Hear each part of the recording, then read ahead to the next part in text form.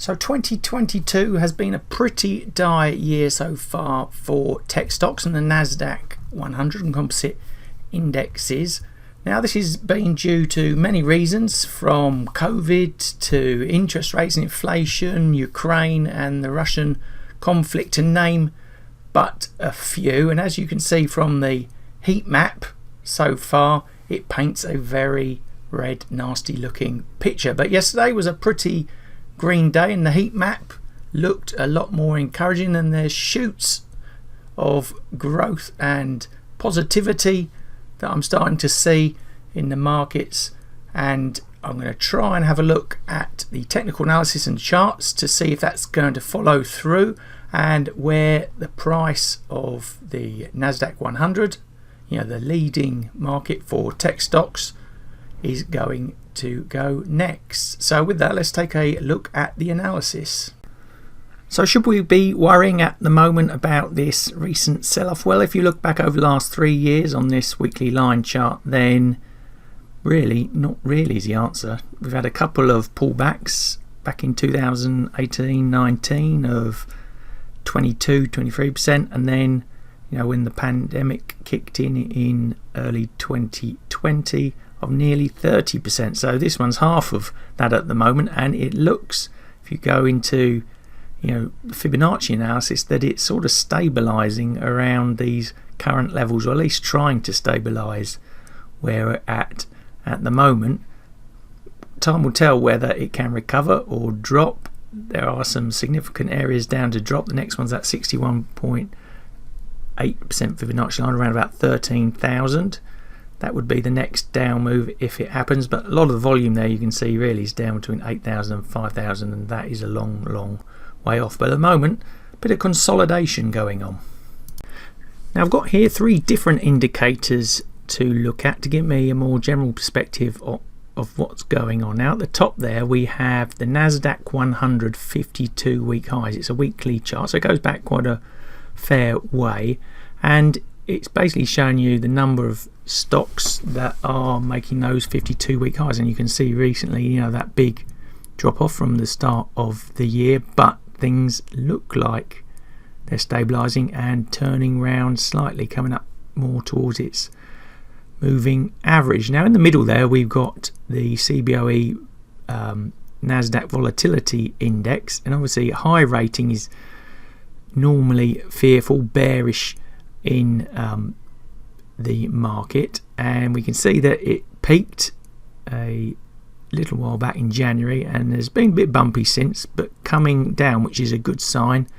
It means fears are easing and we could be turning a bit more bullish, so watch out for that one. And at the bottom there, Nasdaq 100 stocks greater than their 50 period moving average, and as you can see again, it looks like it's based and start from, really again it's a weekly view, from a long-term low and looking to turn up again. So if you are bullish of the Nasdaq 100 and you're wondering where to get in, then the 4-line break chart might be able to help you there. An aggressive entry around 14,800, a more conservative one around 15,300. That's on a daily 4-line break chart, but it gives you some sort of idea where you could possibly get into the long side. So what's the daily Heikin Ashi chart giving us? Well, signals at the moment are warming up, and I call them weak bullish.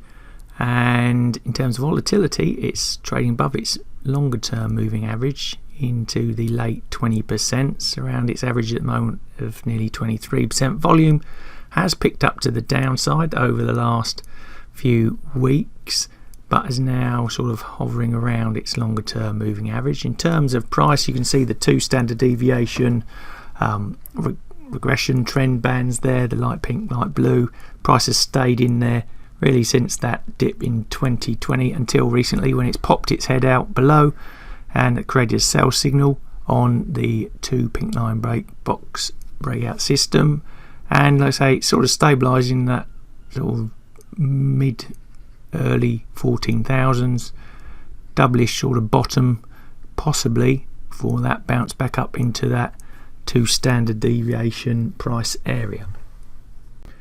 So for the Renko chart of the Nasdaq 100, I've used an $85 block size. Normally use about $50 block size, but increasing volatility, then I've resized.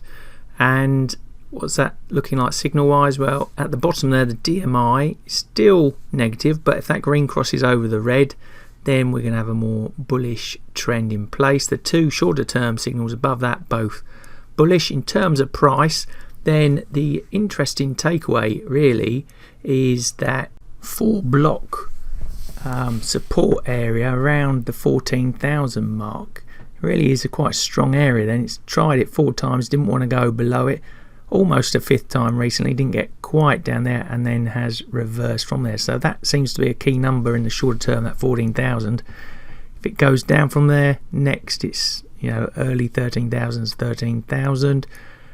If we can push on upwards, then we'll be targeting the recent highs around 15,000, and it breaks into that sort of space, and then it could be looking back towards the late 16,000s as its next sort of upside target. But with that strong support area in place, where I fancy there's probably quite a lot of stops below that, so you could see a return to the price down there just to clear a few positions out before bouncing back upwards. But generally though, things are looking more encouraging on the Renko in the shorter term. So in terms of the score, I'm going to go weak bullish for the Nasdaq 100. The Renko a bit stronger in the short term than the more longer term Heikin Ashi chart. If you want some bullish entry points, using a 4-line break chart, top right there, 14,800, 15,300. And in terms of the targets to the upside, because of a tight to stop setup, then 2 to 1 and 4.75 to 1. To the downside, 1.4 to 1 and 2.2 to 1. But overall, a more bullish feel after that pretty poor start to 2022. So there's some pretty decent upside there to be had, and whether that happens in the next few weeks we will see. And I think it probably will help if the macro scene around the world sort of settles down a bit. But these are all future stocks. They are the leaders, globally, technology wise. They drive our economies, etc. So these are some of the strongest stocks you can probably trade and invest in.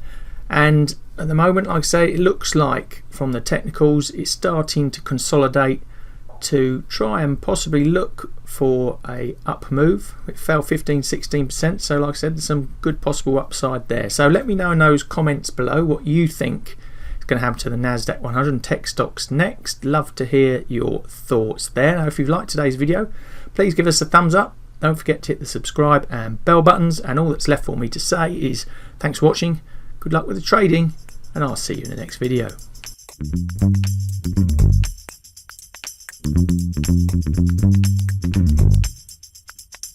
Thank you.